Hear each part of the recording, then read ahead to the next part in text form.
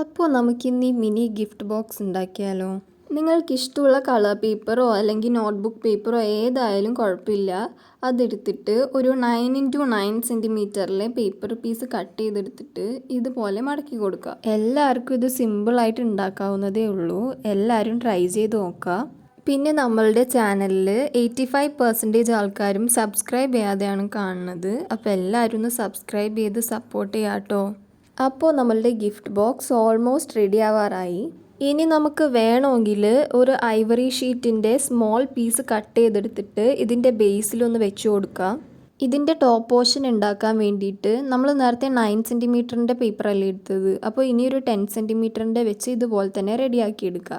പിന്നെ ഒരു strip of paper cut ചെയ്ത് ഇതുപോലെ ഒട്ടിച്ചു കൊടുക്കുക. പിന്നെ ഈ മിനി പേപ്പർ ബോയിൻ്റെ വീഡിയോ നമ്മളുടെ ചാനലിൽ അപ്ലോഡ് ചെയ്തിട്ടുണ്ട്. എല്ലാവരും കണ്ടു നോക്കുക. അപ്പോൾ ഇത്രയേ ഉള്ളൂ നമ്മളുടെ ഇന്നത്തെ വീഡിയോ. താങ്ക്